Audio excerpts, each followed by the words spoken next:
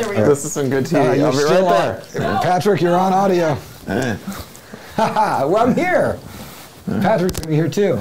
Awesome. That's good. That would have been a lovely... Patrick, we almost got Patrick's "I'm washing my glasses" song. Sound, yeah. All right.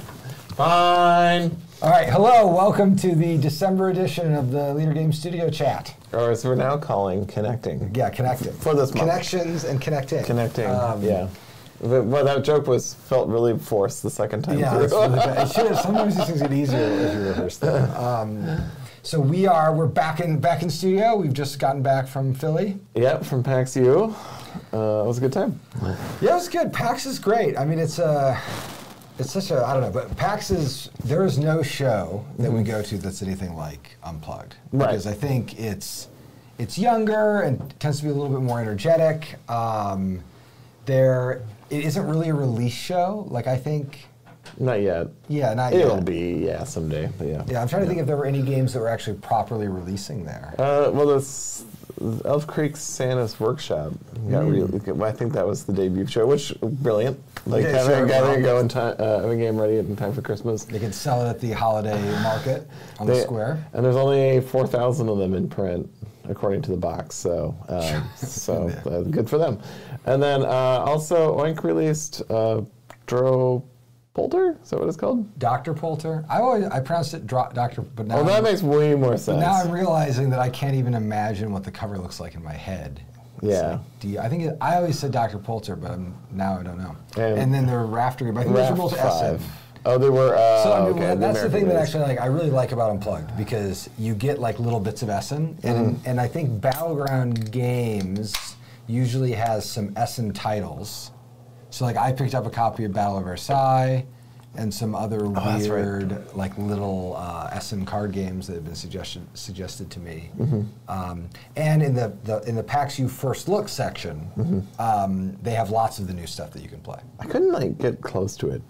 Every time there was so many people. Yeah, I was like whenever I got close to it. I think it's a really good sign that the show is healthy if the First Look section is swamped, because it means that folks are wanting not just to use it as a place to organize games that they set up a month in advance, but they're coming to the show to just see the new stuff. Yeah, that's true. They changed the First Look rules on us, though. Yeah. Apparently, so Arcs was not in First Look this year. Yeah. And it was not in First Look because a title can only be in First Look once. Yes. This is an eminently sensible rule. First. Yeah, correct. And so it was kind of funny where so the rules of First Look now are no expansions, and things can only be in First Look once. And so, one of the organizers said, like, hey, you have this title, like let's say the Arcs stuff. Like, do you want to show the campaign? Well, we can't because it's an expansion, right? And like for the Ahoy stuff, kind of the same thing, right? And that's fine, because Arcs was in First Look last year. It did very well. Yeah. And we were able to show it off too. Oh yeah, at the booth. Yeah. So we showed it off the booth, and then you were able to play it with a couple slabs, I guess. Yep. I played a few games of Arcs. Didn't play any campaigns over Unplugged, which I had planned on doing, but we were just swamped. There was so much. So busy. Yeah, there was just too much. Busy booth. I had a lot of meetings. It was fun. And then I just walked around and talked to people about. It's like, how would you make block? So it was interesting. It was interesting to hear people's takes on it. So, did Elf Creek pitch a holiday version? No, Elf Creek did not pitch a holiday. I just talked to them at the very end to see if I could buy their demo copy, which I was like felt horrid even asking. And they were like, we would sell it to you, but we have already committed it to someone else. So and then they were like, just order on our website tomorrow, and it'll be there in time for Christmas. So, which it was. It's here in the studio today. Yeah. We unfortunately the heat for the basement pretty much just dumps right out into this room, so you're gonna get a little bit of background noise while the heat's running. But if we don't, it would be two icicles talking to you. So right. So we don't want that. Yeah. So we'll try to speak loudly, clearly, all that stuff. And I picked up Sail and Mindspace from All Play finally. Nice, very good. Yeah, and I played my first game of Sail today. It was fun.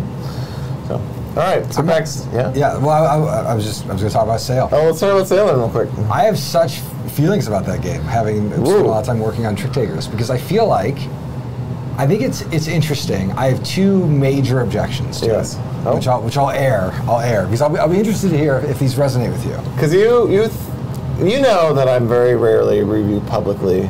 Sure. Because I don't want to defend my position with a stranger. But no, you're ready. This is coming from a place of love because I adore Joe and the work they're doing at AllPlay. But there are two things about Sail that hit me a little sideways, and I don't think either of them is a deal breaker. They were just things that bothered me as a player. One of them is, I think the color strategy of the game is insane. Oh, the like olive, blue, light green. And the cards are like very hard to, in low light especially, they're just like, it's just mud. It's murky. I think part of what's happening is a lot of the palette is being used up by the board, but not by the player colors. So it's like, to me, it's actually a classic, like, it's a classic, just the color's not on the critical path. Yeah, exactly. You want to think about how you're using your color space. You should have suited the cards with the really bright, clear colors, and then made the board murky because the board is secondary. So have like maybe that powder blue of the ocean as one of the suit colors. Right, the gold. Yeah, and like the red. Like I think about like they're reserving red for like the Kraken color, but that's using like a really useful color in a place where like it doesn't actually need to be used in the game because it has a big piece, right? Right. And then on the mechanics side, I think it's a good game. It has this funny problem with me where I think the most interesting thing about it is the movement, obviously, right? So the whole conceit of Sail, it's like it's got this diamond board where you're always advancing either like north or south and forward, north and forward or south and forward, and whoever is leading, whoever is winning the tricks is getting like the boat pushed towards them. Lovely conceit, wonderful, and I wish it were more part of the game. But as I've gotten better at Sail, it's much more about matching icons. And fighting the Kraken, and I wish it were more spatial. I wish it were more like, I gotta push this box into this corner and then like move down here and scoot this thing. And instead it's and then start losing tricks so you can move it. Yeah, exactly. And instead it's like, are you playing the right icon so that we can do the sufficient amount of damage on this like non-trick taking element of the game? Right. And I can see how people can get into it. I just wish it were more like playful and spatial. Right. And it's conceit, but it's a smart package, and like certainly if you're interested in that type of game, it's definitely worth. You know, it's $20 or whatever. If you like the crew and you're looking for two-player trick taking, and you want a little bit more complexity, that would be that'd be it for me. But I think I prefer the crew, but I'll still play it. And I think it's gorgeous too. Oh yeah, yeah. The individual art pieces are great. That illustrator also I think did a really good version of Coup. Oh yeah, yep. I'm on it. What else have you been playing, Patrick? Well, we should talk about Ahoy on our schedule. Well, that's fine. Let's talk about what we've been playing. So I recently picked up this indie title called It's Only Money on Steam, and it is an homage to GTA 3. Okay. And so it's like in this. It's like if the director of Repo Man, I love that movie. Yeah, had made GTA 3, this is what you would have gotten. Because it's just, you're a guy who works in a factory 12 hours a day. You don't even get through day one. You get fired your first day because you can't do the impossible tasks they put in front of you. And then you're immediately arrested for vagrancy and thrown into a giant hole in the edge of the town. So it's got this amazing punk, like, the world is just this dark, cruel place that's just solely focused on money. And you're trying to come back from it. So that's, I've been playing that, and I've really been enjoying it. I've got a little into Stellaris this month, and Division 2, and, gosh, what else? We played Sail, and what board games have I been playing, Cole? I've been playing Daybreak. Yeah. Yeah, I've been playing the the Pandemic Guy's new co-op game. The Pandemic Guy. We're all the Pandemic Guy now. We're done with the pandemic. Yeah, and so now it's about global warming, and it's actually what I will credit him for is that I feel like Forbidden Island was a little bit of pandemic kind of inside out, a little bit. Like it was just a different way to express the same problems, and I feel like Daybreak is much more like he played Terraforming Mars and said, why isn't this a cooperative problem? First of all, why are we, and then how do we like trim off some of the issues that Terraforming Mars has into a nice educational game. So I think so. I've been playing a lot of Daybreak too, and I do like it. I think I like it 3 times as much as Terraforming Mars. Probably isn't much. Well, but I do have this like weird problem with Daybreak, which is so my favorite part of Daybreak, we were talking about this yesterday, is I love how it makes the players talk. When you're talking, while you're playing, if you're listening to a game of Daybreak, the conversation the players are having is like precisely the right conversation. Right. And just as a way of like using games as teaching devices, I think it does a lot of things really, really well. If you have a copy of Daybreak and you haven't treated yourself to the QR codes, do it, because they're great. There's so much information about every card, and they're so fun to read. I just wish they would clarify the cards more. Like at the very FAQ end. on some of them. I hit one yesterday. I was like, I don't understand what this means, but but it has a weird. It's doing a weird bit of like fantasy work where actually Drew and I played at BGGCon, and Drew said the biggest problem with this game is that it's only a box of solutions. So like, which is of course part of the point. But if you play Daybreak, so part of, and I think this is fine, but if you were to give a classroom a bunch of copies of Daybreak, and they play a lot of Daybreak, and then they were to observe the current state of the world, they would not understand why haven't we just invented nuclear fusion and just fixed all these things? And fix it, but I do think it's very smart, and it's been fun to explore and play. I don't know if it's going to have the same kind of like, I don't know, like pull as something like Pandemic, because it's missing to me.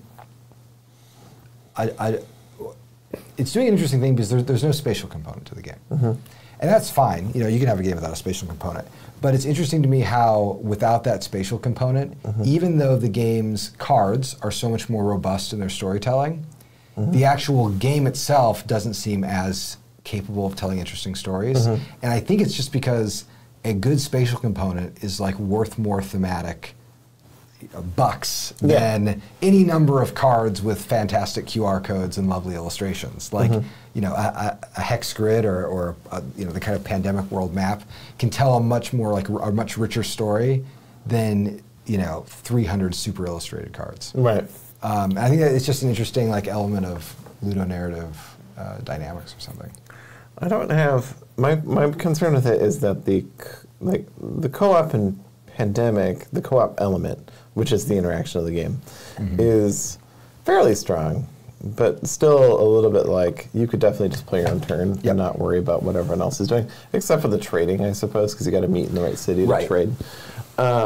But in Daybreak, there's so few cards that impact the other players in your tableau that the conversation is mostly like, I'm just going to give you this thing this turn. Right. And you can accept it because it's always a resource you can use. And the little summits or the global projects do get close to fixing that sometimes, but even then really it's more like the US player just goes, I'll take care of it. Yeah. Or let me fund this thing and then I'll be able to take all your, broken communities or whatever they're called.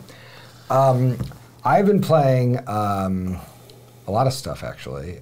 With the kids, we've been playing a lot of Next Station, which is fun. A great little roll and write. I don't know what that is. Oh, it's a train game, I assume. Yeah, it's a little train game. It's I don't know. I mean, I think it's just really well built. It's very easy to teach. I play it a lot with my kiddos. And then my oldest son turned 10 this week, and we had a birthday party, and I brought a few little card games to Next Station in the bag so that when certain kids got a little bored or they're feeling restless, they wanted to play cards because we had kind of an indoor birthday party. And we ended up playing a ton of Next Station. The kids were really into it. And then my partner and I have been playing Septima, the new Mind Clash game, which I've warmed up to quite a bit. I think it's very good. I think it is. So it's a beautiful production. This is the game about running you've got a group of witches. You're trying to hide from the witch hunters while also healing the people of the town and making potions. Sort of a pick up and deliver style game, but with some interesting kind of risk management. It looks gorgeous. It has really fun narrative range. You there's a witch hunter coming for you. You turn into an animal, like run to a different part of the town, like change back, cajole some townsfolk to like help you, like save someone who's on trial. It hits all the beats, which I really like. It asks you to do like a lot of like homework to play the game. So the like pick up and deliver collection system is linked to this moon phase schedule, and so like you can only get a mushroom if you're there on like turn 3, but like on turn 4 the mushrooms go away, but like now you can get berries. And that is very, to me, emblematic of like modern mid-heavyweight Euro design. And it's a little frustrating because I think it's fundamentally like the most boring part of the game, but it's a thing that you have to do constantly. You're always having to do this chore of being like, okay, have I like properly scheduled my moves? But even despite that, I think the rest of the game is good. And I think it might be my favorite of the Mind Clash games that I've played. It'll teach me sometime. Yeah, I will definitely. I know that there are other folks. There are other folks in the office who haven't, who have played it. Someone asked if I've played Stormgate yet. I have. It's good. It's real good. What's it about?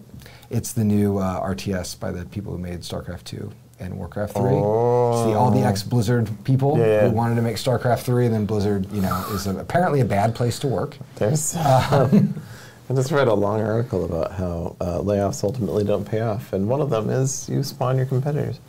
There you go, exactly. I have played it. It's good. I was surprised. So there are a lot of like technical things that are really cool about it. Like we could already see like how well the engine was running and like how smooth some of the multiplayer stuff is. It is much more. I found it to be much more like Warcraft 3 than like StarCraft in its pace and like how the units work. But I found it to be pretty interesting. So I'm excited to play it more. So can we go back to co-op for a minute? Yeah, we can. Cool. I'm curious to know, because you're a little bit more critical in co-op than I am, maybe. Yeah, I like co-op games, but yeah. So what? Daybreak is interesting to me because if you are, unlike Pandemic, if you're losing the game, it's getting out of control faster. Which is not what you'd want in a competitive game necessarily, unless the third act is about being out of control. How do you feel about that? Oh, are you talking more specifically about the spiral? Yeah, the spiral. Yeah. I think it's good because once you start rolling the die is going to set up more dice rolls. Correct. In Daybreak. Yeah, you just have to. And I feel like the best game is the one where you play it perfectly and get under that curve, and that is a boring space to be in. Oh, for sure. I mean, yeah. So when you say best, you mean like the most successful Daybreak games are the ones that are the most boring. You should finish in round 3. Right, but yeah, that is to me is. Like that's the essential problem with like how co-op games work. Like as you get better at them, they get less interesting. Yeah. It's the Rogue Legacy problem, right? Like I keep getting stronger and the game keeps getting easier. Yeah. So like you can go deeper. Well, right, but you level. So like usually the way Rogue Legacy's difficulty curve works is that usually when you win, you are at your strongest and everything else is very easy. And so the game has been making itself easier and easier the more you've played it. So it can be like a little deflating to finish, where like the most exciting that game might be would have been like the first 10 minutes you were playing. Right. I like had this problem with Hades because I was playing it with some of the rubber banding built in, and the more I played Hades, like I got kind of bored of it because it was getting easier, and I didn't realize I hadn't turned off all those settings yet. That's why I only played Hades for 30 minutes, because it was getting so easy for me. It's just so easy. But so I mean, I think the co-ops I think are funny. I've been working on some. I've been working in the co-op space, and the conceit of one of them is that actually the better you are, the harder it's going to be. Right. Yeah. And so I'm curious how you feel about that. I don't know. I mean, I think the co-ops that I find most compelling. So I like when games start to spin out. I think it's exciting, but it's only exciting if the players are able to still participate in the system. If there's so much like entropy in the system, and the players are still only like rolling a die and carving it, thrown on the board. Exactly. If the players only have like these tiny little thrust vectors that they can't compensate for all the noise of the system. But if they're equipped to actually navigate it, that can be like the most exciting and like narratively compelling moment of the game. I think what I have found for the co-ops that I really like are the story-driven co-ops that I like. I think story-driven co-ops are the ones that I have the most difficulty enjoying because I would rather be reading a book or playing a role-playing game. Sure. And so, I don't think I've ever really played a storytelling co-op game that I felt like was better than a companion role-playing game might be. Right. And then for the ones that are more mechanically bound, my primary question is how much is this co-op game engaging with like theory of mind? Because usually the more it's engaging with like the question of how do you imagine what your fellow players know and what they know about you. Yeah. That's fascinating. That's like a really rich space, which is why, like for me, like Hanabi. Hanabi's my like favorite co-op game of all time. Interesting. And Hanabi is a game that can, speaking of chaos, you can get really close to losing Hanabi and then still manage to win. Sure. Yeah. Okay. I think this is why I have such weird feelings about Spirit Island. Actually, like it's because it's about spiraling. Well, it does a spiral thing, but like to engage the spiral, I don't know. You have to increase the difficulty constantly. Right. Yeah. Because as you're getting better at the game then gets less interesting, which means you have to ratchet up the difficulty yourself. And then, Yep. All right. So let's talk more about Studio. Well, what? Studio. Then we'll get to the guest of honor. We'll get to the guest of honor sitting just off camera. So we finished the Ahoy campaign. It's done. Very happy. Thank you, everybody. Yeah, very happy with how it went. It was really nice. Kind of reminded me of like some of the early campaigns. We had a nice little bump at the end when we were at Unplugged, which was really exciting. And it's always fun to show Ahoy at shows because it is so easy to talk about and to see people get around the table and play. It was pretty busy. Lovely, yeah. Yep. And the campaign's done well. The actual like design is in a great spot. I think Nick is juggling a couple different proposals for the supplementary expansion material, which we'll be looking at in the next couple weeks. And then there is a lot of like balancing and fine tuning, but it's in a great spot. Good.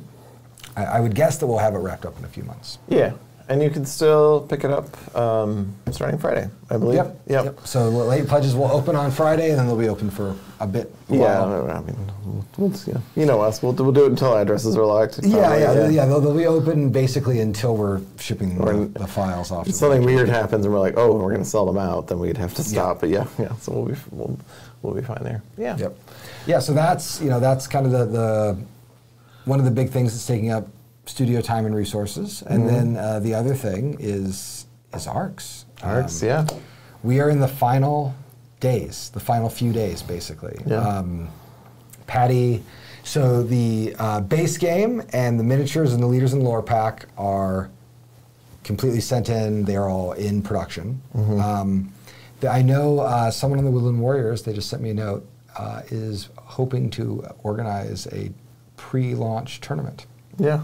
For the base game. So if you're on the Woodland Warriors, watch for that. I don't know the precise details when it'll be announced and things like that. I don't want to get ahead of it, but I just know that folks are already thinking about it. It was just sort of fun to be reading tournament rules for a game that doesn't exist yet. It's fun. And then we are in the process of turning over the final files for the campaign game.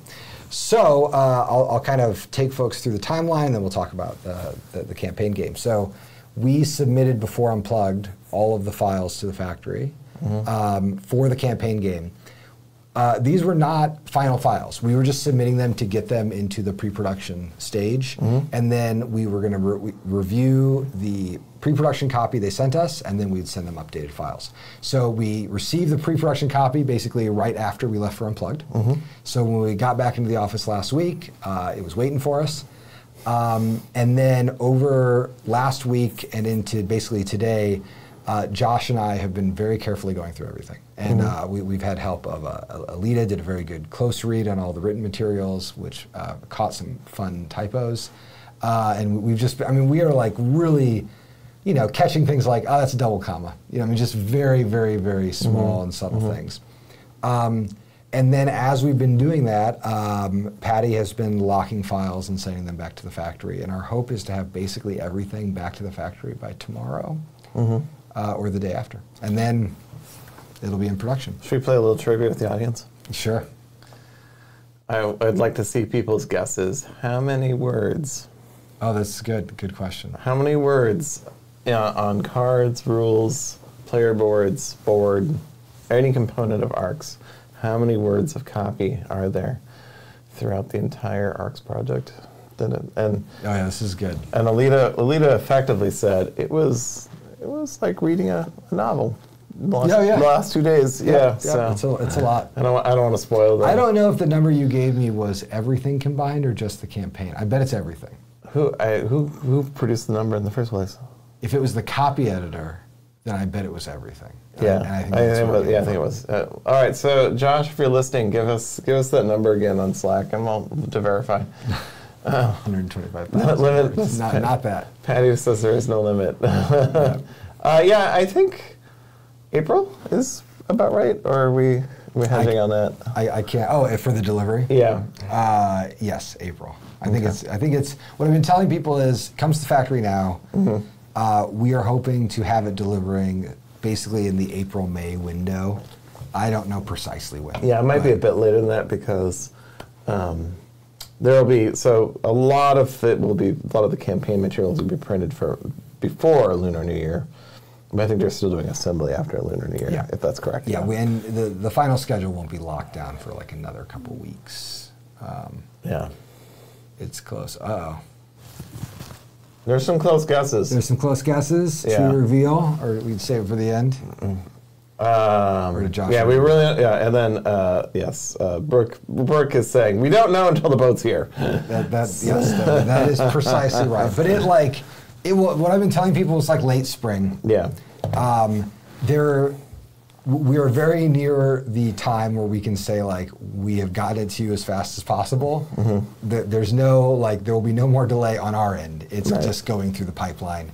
And the thing about the production and shipping pipeline is it's basically everything we say is like plus or minus like 2 months, or like up to minus a month to like plus 2.5 months or something. Yeah. Because something gets caught in customs or it's on a, there are trucks that day. There are boats, yeah. There's just a lot of moving parts. Okay, so should we give them let's look at it. Okay, let's look at it. So let's give them what they want. Here's the ARC small box. Still not the final cover. But I just want to have it out as a for scale, really. So here's this. I'll put that right there. And then here is the Blighted Reach campaign expansion box, as you can see. Right there. Thanks, Ted. Yeah. And it is a big boy. So that is its thickness. For reference, I'm going to take this down. It was built on the same die line as the Oath box, so it's pretty much the same size as the Oath box this way. But whereas the Oath box is that thick, this one is quite a bit thicker. So maybe... Can I say it once? Can you say what? So much value. So much value. I would say it's like 2 inches thicker. Maybe a wee bit more than the Oath box. That's at least a foot thicker. That's a I don't know estimation very well though, so no, it's a few inches. Yeah, it's a few it's amazing. Every time I come out of my office and see it, I'm like, oh. And then this box we have the pricing roughly right. This is I think going to be $70, and it's interesting because Root. Our attitude towards this was there's almost twice as much stuff in here compared to Root. So we're like, yeah, it should be a little bit, it needs to be a little bit more. And then also because it came with so many leaders in lore, because it comes with eight leaders, so 8 races and 14 special powers. So we thought okay, that's easy to make that value judgment. And then the expansion for the Blighted Reach is almost certainly going to be around $100. You're taking food from my kids' mouths by pre-ordering this game. Yeah, that's true. It's one of those things where pre-orders are open until the end of January if you did not back it. Yeah. But you could wait. You could just wait if you don't, Yeah. There's no reason to rush. Pay me a lot. Yeah. So I think this is the exact dimensions of your box. Maybe a little bit thinner. Yep. Yeah. So this is It's someone's asking how it compares. Yeah. And here we'll do the back too. Oh, the back, and we'll do closer. Am I doing it upside down? Classic. So the thing about this box is it could probably technically be a little bit smaller than it is. But we wanted to have there be space to easily store the packed up game, sort of board state, which we'll talk about. So if we want to go to an overhead, yes, perfect. So here it is. And actually for people who might be interested, I'll do that. That's already on Reddit. Yep, there you go. Again, these are not final files. There are a few little errors here and there, but they're in a good spot. As with all of our boxes, we're building it to be stored any way you want. Yeah, it shouldn't cause any trouble. I actually can't pick it up. It's so heavy. I have to call Cole. So much content. Yeah. Okay, so then we'll open this up. So we did a little bit of inner printing here on just the lid because we like it. You can't see it, but I'm smugly nodding. Yes. That's the inner print. So these are the trays that you use to store your board position. There are 24 chambers for the 24 systems in the game. That's right, yes it is. They're all labeled with an embossing. There is room that you should basically never have a chamber fully full. I don't think we've ever seen it happen in a test game. We do have overflow tokens. So there's a 2 A's and 2 B overflow tokens. So if you have a single, everybody goes to one system, you can stick it in a bag. The other thing I'll mention before I get too deeply into the box is that like the Oath box, there's a number of different ways to store everything. This is a suggested storage. But we wanted to create a box that was very useful and very flexible. And so, if you come up with a better way to do it, by all means. This kit is sleeved because we had to check to make sure that the box fit all of the sleeve cards. So just know that when you're looking at all these cards, there'll be a little bit less. It's not going to seem like quite so many. Right. Did it fit though? Oh, it did. It did. And again, I want to give a small shout out to all of our summer interns who built so many test trays because I would work out a little tray blueprint and then give them to our intern team and they would build it out of foam core. And then I'd look at it and say, well, we got to start over. And they would do it again. And we probably there is a cabinet in our offices filled with failed ARC trays. And tears. Yeah. So here, this little section of the box can fit the rules. We've got the Blighted Reach expansion rules here. This rulebook is 32 pages long. It's like the other rulebook in that this is an early draft, so there's some blank pages and things. But lots of examples.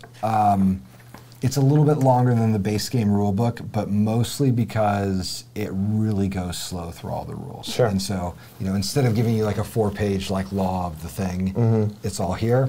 And then what we opted to do in terms of our rules strategy with ARCs is that instead of giving you law references, we have these sheets, these reference sheets. So for the base game, we have this playing a chapter sheet, which has, here's flow of turn stuff. Then the middle spread is overview of all actions. Then this is end of game stuff. For the campaign, we have 2 of those. This one covers all the Empire rules. The other side covers rules about how summits work and also the Blight and Free City. So these are the new rules really in the campaign game. And so, this is a good question from the chat. Someone says, how many rule differences are there between the base games?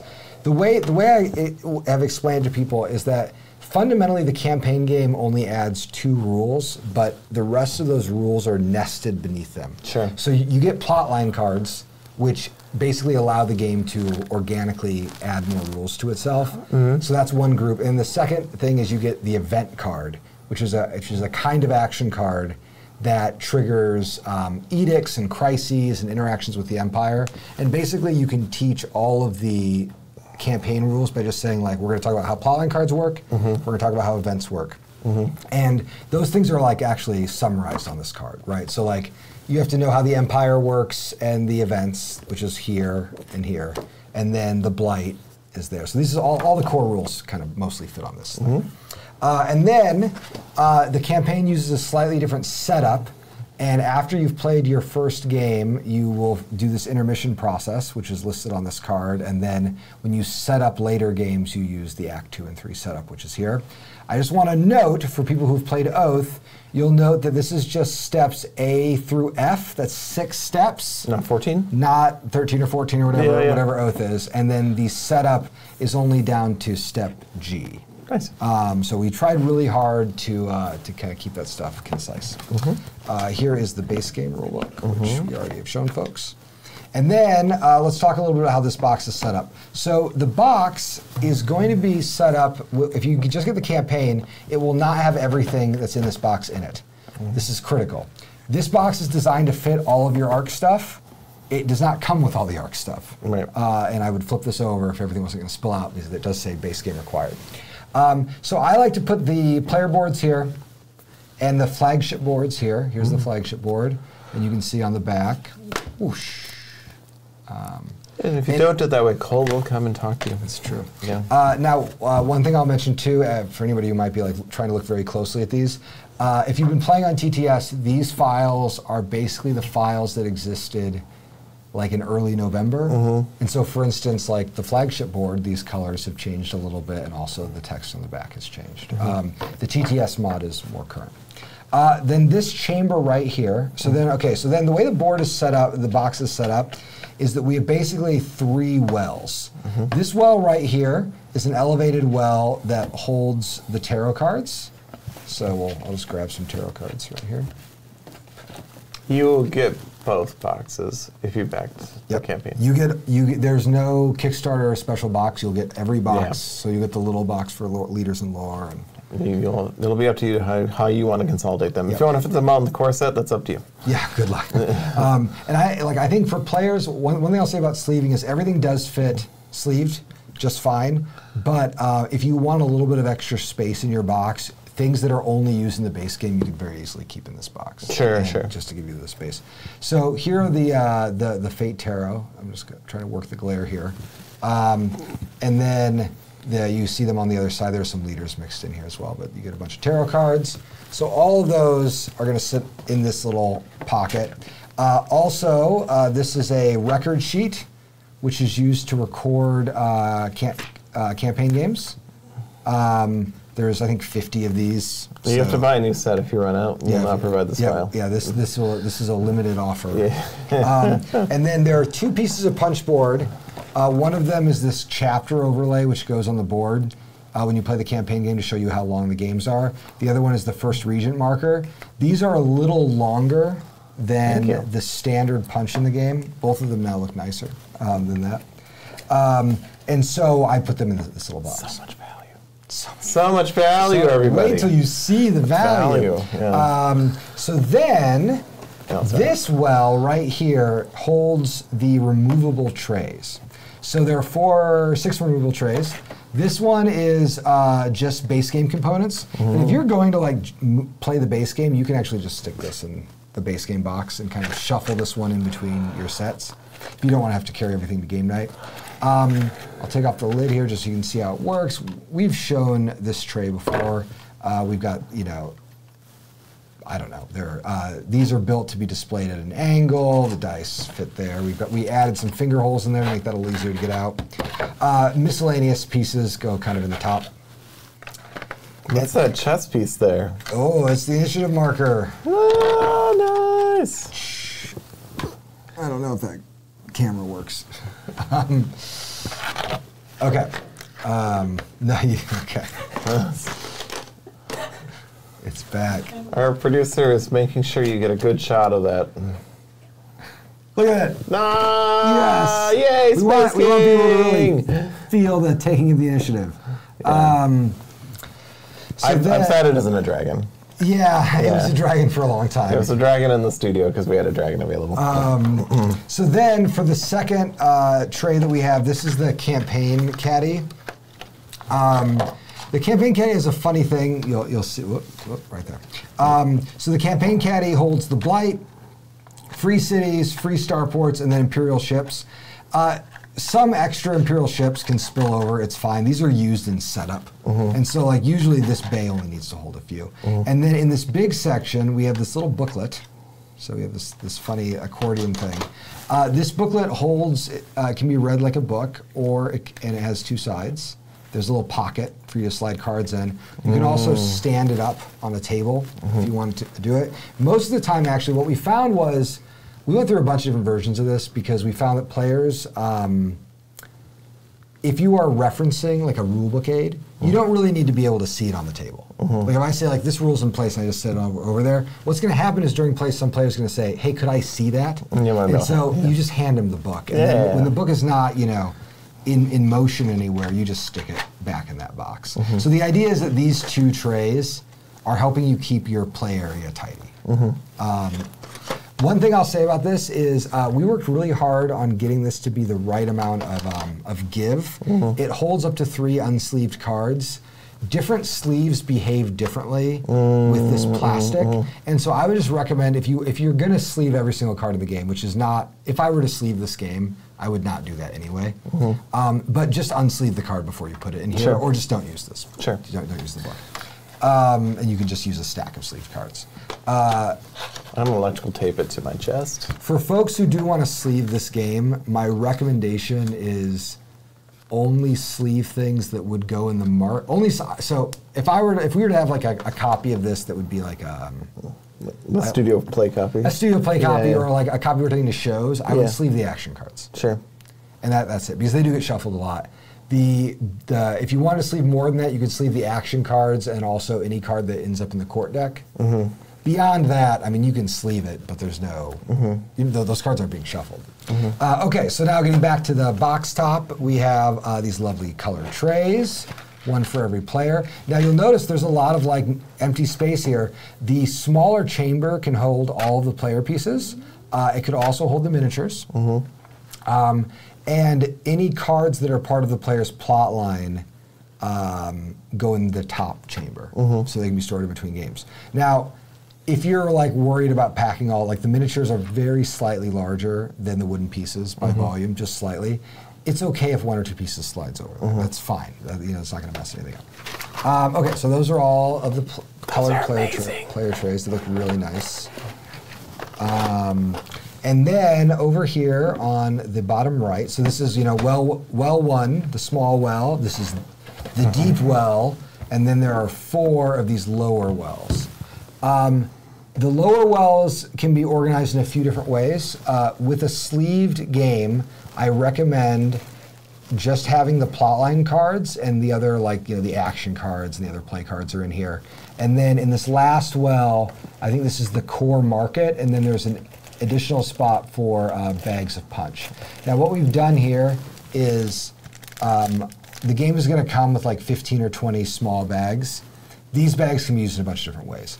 What I would recommend doing and what the rules recommend is putting all the pieces related to a plot line in a little bag and then just keeping that bag loose. When you get to a plot line, it will tell you on your setup card if your plot line has extra punch. And you can and it'll show you a little picture of what the punch looks like. It's very easy to index it and just say like, oh, I need the red banners. So someone will hand you the red banners. The way these work is every plot line has a little divider like this. There's our little divider. And then behind it, you have all the cards of the plot line. The cards have the fate indicator. This is the partisan, which is fate 6. And then they have a order, a number 1, you know, a card number order. When you're resolving setup, you just resolve the setup card, and that will tell you how to interact with the cards in this stack. So this says, for instance, partisan 1 says, hey, gain informants and partisan seizing. And it tells you, you know, those are the next cards. And then you'll get to a card that looks like this, and at the top of this card it says, wait to resolve this until intermission. You can just put this back in your player tray or off to the side of the board. Or if you're curious what happens next in your plotline, you're always welcome to kind of leap through these Or if your opponent's curious. Or your opponent's curious. Yeah, so hopefully that gives you a sense of how all those things work together. When we were at BGG-Con, I got a lot of experience playing with this not this specific copy, but with the game physically, we found that if you wanted to pack up a campaign in progress, it usually took a little under 10 minutes. Once players had a rough handle on it, like really literally after like a game, if you have a table, sorry, let me explain this again. The work of saving the position of an ARC's board is a little less than 20 minutes. But you can divide that among your players evenly. If you just say, hey, everybody start help me put away the board, you're gonna have it fully boxed within 5 minutes. Setting up takes about as long, and then if you want to reset your game, so like after a campaign is over, if you want to reset everything, it took us a little under 10 minutes. And that is easier, that's made easy by the fact that the plotline cards, they all have unique backs that are associated with the plotline. So really what you do is you take all the cards that have been used and you just put them face down. You're like, all right, sort them by character. And then once you have them sorted, you just take a stack and you put them in proper order and then tuck them back in the box. Sure.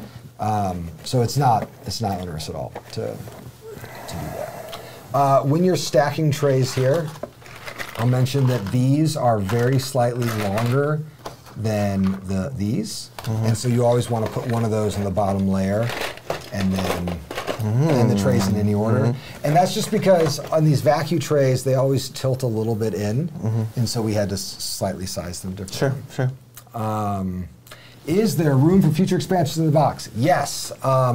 So if you do not sleeve this copy, if you don't sleeve your copy of the game, you can certainly fit an additional probably 60 to 70% of content in the game.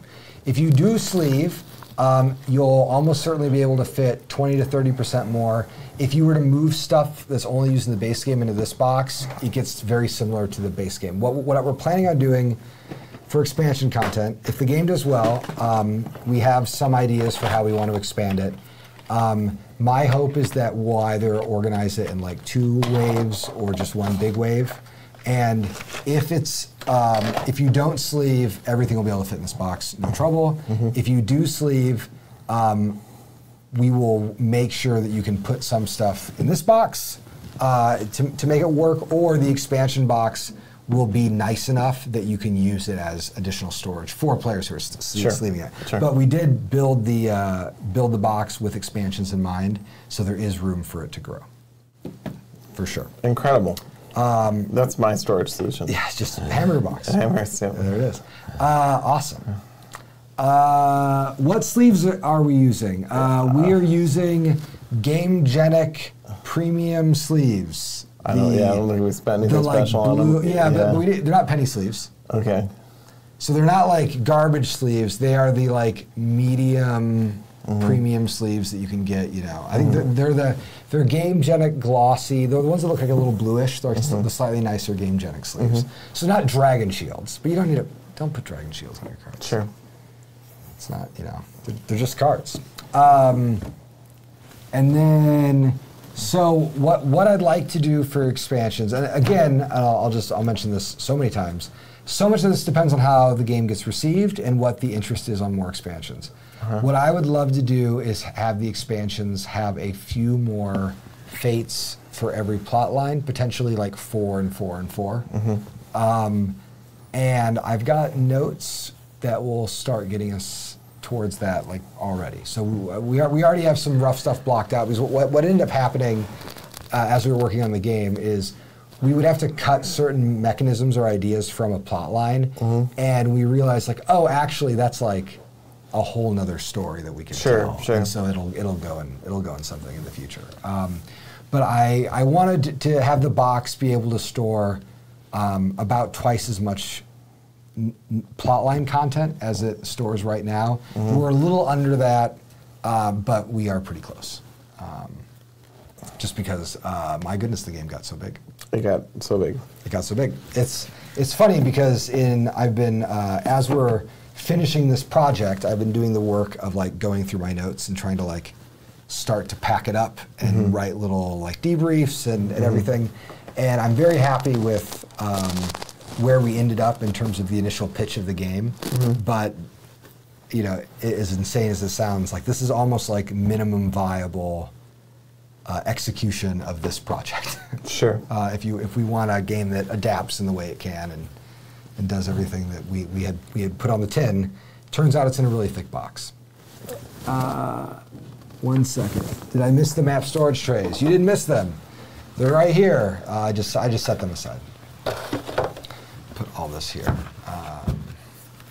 And so not only are you getting a good value in what's in here, you're getting a good value on the design time. Oh yeah, for sure. This was a design. The very first proof of concept was worked on in the late fall and early winter of 2020. So it's been a minute. And then it had there was a little kind of 5-6 month break while I helped with Marauder and did some of the product management for Marauder. But mostly I've just been working on ARCs. It's funny, so at Unplugged, last year, I had a lot of people who we ran into at Unplugged talk to me about playing ARCs at Unplugged last year, and they asked me, what about ARCs changed? And it was funny because actually the version that we showed at Unplugged was very similar to the base game that exists now. Right. So the base game of ARCs did not really change. You know what, I'll stand this up, it'll be more fun.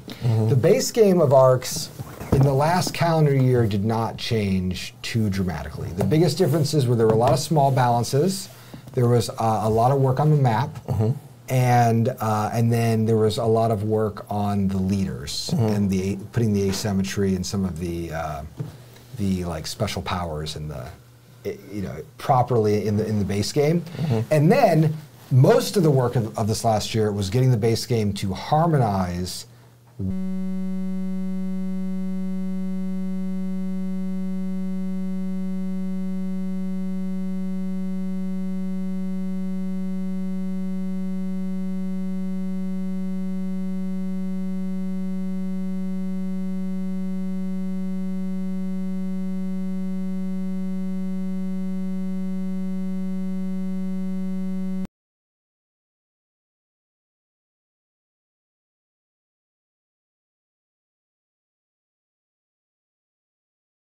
Okay, cool, fun. All right, well, that's something that we're going to be investigating.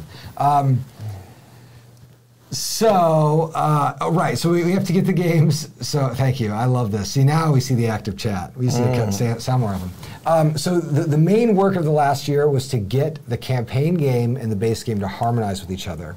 And that meant that we would work on the base game and we'd find a mechanism that we could use to make the campaign game better. In the campaign game, we'd find a mechanism we would use to make the base game better. And so they were constantly reading and unreading each other. My favorite example of this is we developed the partisan plot line, the idea that you are manipulating the outrage of people to secure your initiative and your kind of place in the reach. That plot line existed before we had the concept of outrage. And then once we had the concept of outrage, we were working on the plot lines, and I was working with the interns, and they were like, "It just doesn't feel like I'm actually making people mad when I'm playing this plot line." And I'm like, "Oh, we have this whole mechanism that we built mostly for the base game that is totally appropriate to map it on, to map on it." So, they've worked really well together. Sweet. And then, is there? Sorry, can you read that question? I just can't say. Is there anything of the campaign content that can be used in the non-campaign games? No. Non-campaign. Nope. The short answer is no. The long answer is that when we first started working on ARCs back right before the Kickstarter, I mentioned that it might be possible to make scenarios, and you could start the game in Act 2 or start the game in Act 3. I actually do think it's possible to do that. We just don't have time to offer it as a product right now. Yeah, expansion. Yeah. So I think there are two things that we were unable to do during development, both of which I think are completely doable. One of them is to design ARC scenarios. I think completely doable. The game practically begs for it. It just takes time that we don't have right now.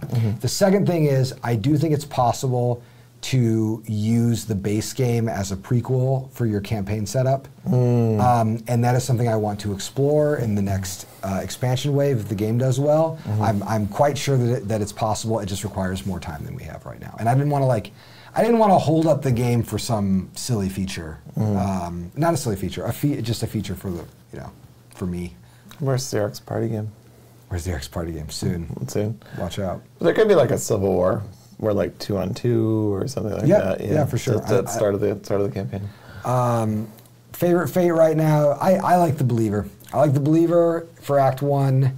I think my favorite C plot line is the Gate Wraith, the ghosty boy. I haven't really played enough to comment, but I do like that. I saw one where people were searching for pirate treasure, and I thought that was pretty fun. Yeah. Yeah. We'll get you some campaigns. Yeah, I know. So I've been away from Cole's part of the design practice while I work on future projects, and there's a cost, and that is I haven't played Arcs lately. It's all right. It just means that you get to enjoy it. I get to discover it with my friends later, and then I've been, and we've both been playing our fair share of Ahoy games, I think. So, yeah. I think we both did. Yeah. Gate Wraith, not Gate Wraith. Yeah, the Gate Wraith. And then I don't know. It's now the Gate Wraith. There you go.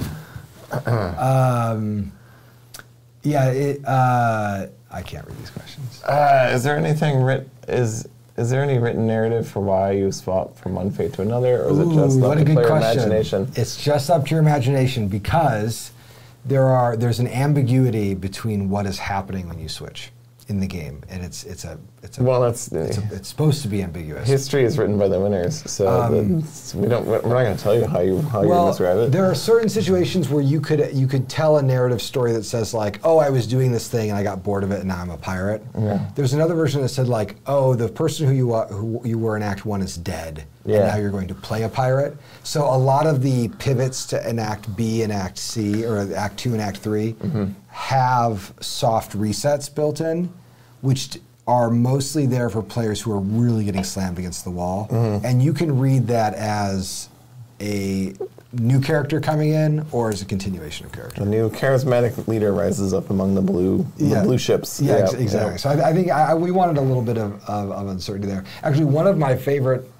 late stage development changes is we used to have it where when you were pivoting plot lines, there'd be like a menu of 4 plot lines, and you would draft them. So the player who was losing the most could draft a plot line. And I just hated it because I felt like it was giving too much flexibility. Because the whole point was like, you're desperate, you don't know what's going on, but like you could almost start gaming into which one you wanted to pivot into, because 4 of the 8 are going to be out there. And so we just changed it to, if you failed your plot line, you choose between 2 random plot lines of the next tier, and if you succeed in your plot line, you only get 1. So you're always choosing to continue or to change. Sure. And that restriction of choice is so much more narratively poignant, and so I'm really happy with it. It's just a small adjustment that spent a few days to kind of think. Yeah, what you were talking about, it's a little history of the world where it's like, I underperformed the first 5-7 turns, and now these last 2 turns I'm going to come out swinging. I'm going to be so strong. I'm going to be the British Empire. Here I come. So in terms of continuity from one act to another, your full board position carries over by default. There are a couple of exceptions. Exception 1 is when you pivot into a flagship, a single ship mode, you have to lose all your buildings. They become independent. And then the other is certain things, certain conditions, certain plot lines will refresh your ships.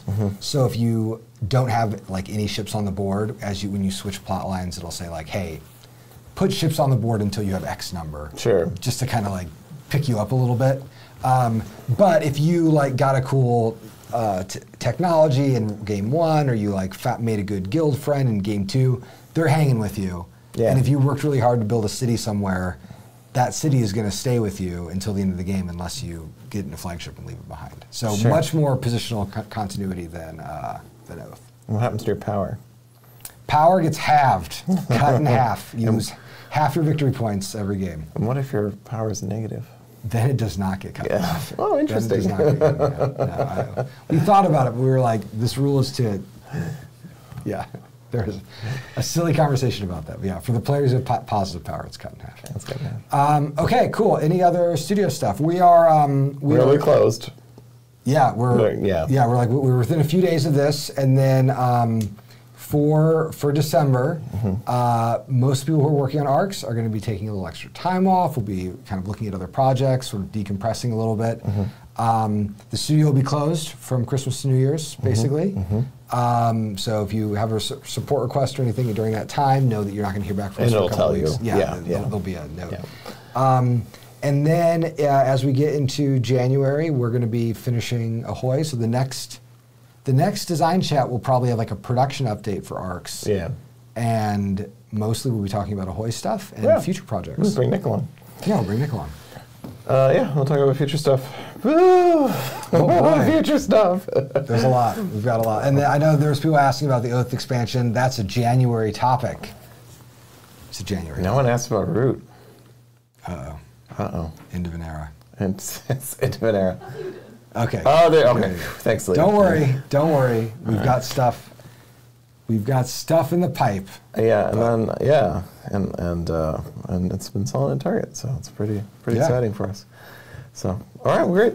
Cool. Well, lovely to see you. Thanks for another great month. Yeah, another one in the books, and we will see you all for probably the second Tuesday January talk. Yeah, because we're gonna. The first is the Tuesday anyway, isn't it? I don't know. Yeah. So second Tuesday of January. That's when you'll see us next. We'll be talking about future projects and probably giving you the skinny on ARX. Okay. 44,000 words. Yes, correct. Thank you.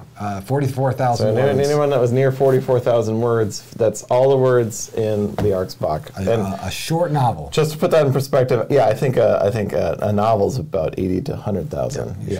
So a good bit of work. And then I'll just say lastly, if you'd like to play ARX, it is on Tabletop Simulator, and we'll soon be putting it on some other digital platforms as well, hopefully. And so if you're curious, you can't wait till you get your copy. Just know that you can plug into it right now. It'll be the 9th when we're doing our next stream. Yeah, because the 1st is a Monday. Okay. All right, sweet. Thank you all, and have a wonderful holiday.